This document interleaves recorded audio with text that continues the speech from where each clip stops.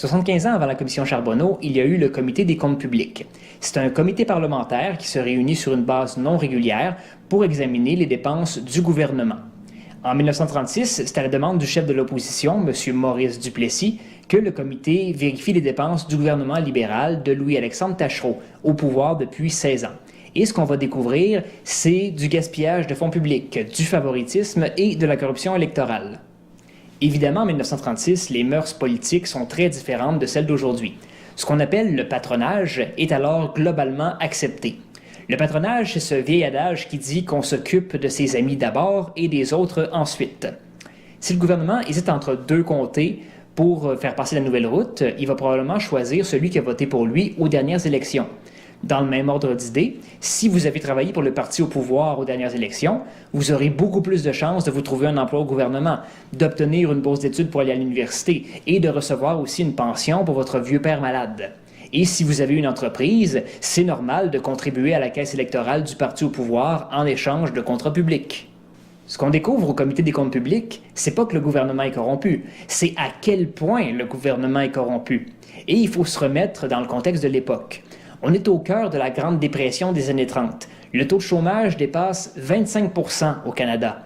Et ceux qui ont conservé leur emploi ont dû accepter des baisses de salaire. Le gouvernement libéral de Louis-Alexandre Taschereau va répéter année après année que la province n'a pas d'argent pour aider les chômeurs. Et c'est la raison pour laquelle le gaspillage et le favoritisme vont commencer à devenir vraiment inacceptables. Et le chef de l'opposition, Maurice Duplessis, va en faire son cheval de bataille.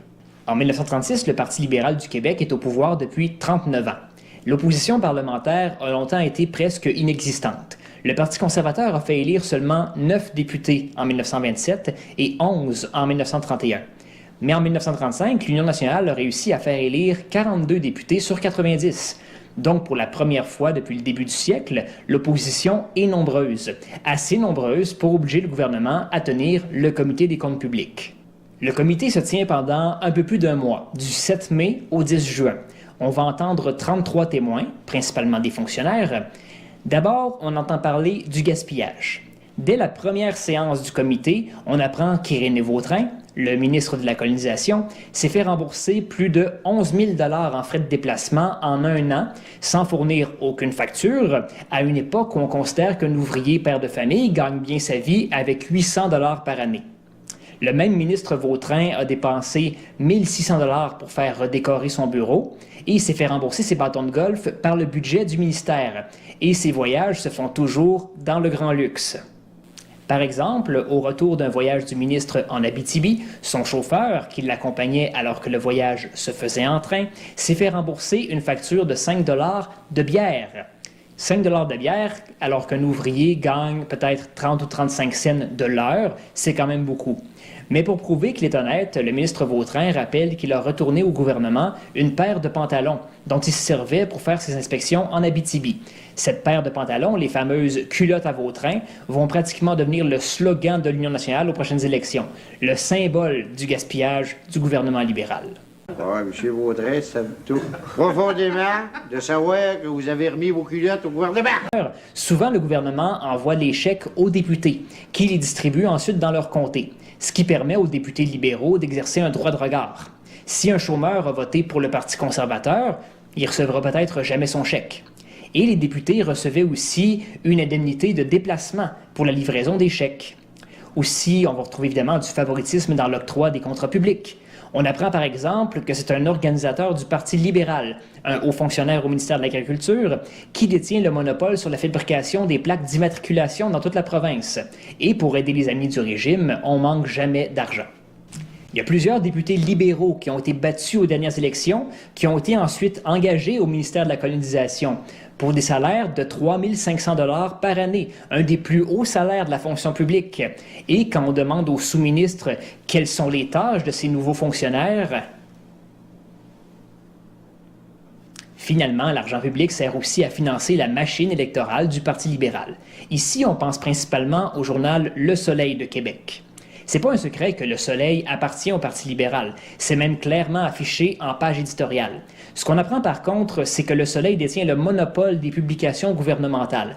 Ce qui veut dire que l'argent public est utilisé pour financer un journal qui fait de la publicité au parti au pouvoir.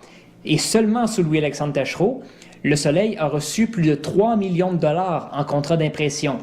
Le Soleil, qui est la propriété du ministre libéral, Jacob Nicole, et qui compte entre autres sur son conseil d'administration le fils et le frère du premier ministre. Les révélations du Comité des comptes publics sont d'autant plus enrageantes que les libéraux présents multiplient les points d'ordre et les objections pour empêcher Duplessis et ses collègues de poser des questions aux témoins. Et la justification qui est souvent citée pour expliquer les dépenses qui sont révélées. En tout cas, c'est parfaitement légal. Ça s'est toujours fait de même. La goutte qui fait déborder le vase, c'est quand on apprend qu'Antoine Taschereau, le frère du premier ministre, qui est aussi le trésorier de l'Assemblée législative, déposait le salaire des députés et du personnel de l'Assemblée dans son compte personnel, dans une succursale de banque dirigée par son fils, et qu'il empochait les intérêts, qui s'élèvent en 1936 à environ 10 000 $. Et c'est d'autant plus gênant qu'Antoine Taschereau modifie son témoignage à répétition et son interrogatoire par Maurice Duplessis est une vraie parodie. Vous avez écrit à la Banque canadienne nationale que l'inspecteur s'était trompé. J'ai jamais dit ça. Mais vous l'avez juré.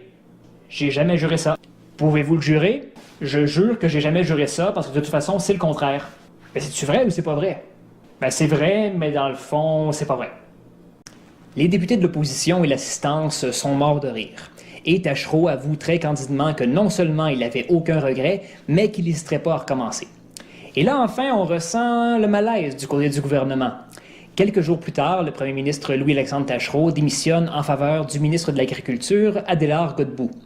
Aux élections qui se tiennent 2 mois plus tard, Maurice Duplessis et l'Union nationale sont portés au pouvoir avec la promesse de faire disparaître la corruption électorale.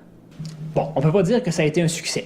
L'Union nationale ne va pas vraiment briller par son honnêteté et sa rigueur budgétaire.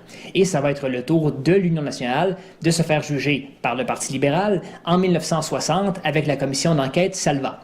L'Union nationale va se défendre en disant que, de toute façon, le Parti libéral faisait la même chose quand il était au pouvoir. Et encore en 2011, on ouvrait la commission d'enquête sur l'octroi et la gestion des contrats publics, mieux connue sous le nom de commission Charbonneau, qui nous a appris en gros à quel point nos politiciens étaient imaginatifs pour contourner les lois qu'ils avaient eux-mêmes mises en place. On ne peut pas dire que la corruption électorale est disparue au Québec, mais au moins nos politiciens sont plus discrets. C'est un progrès.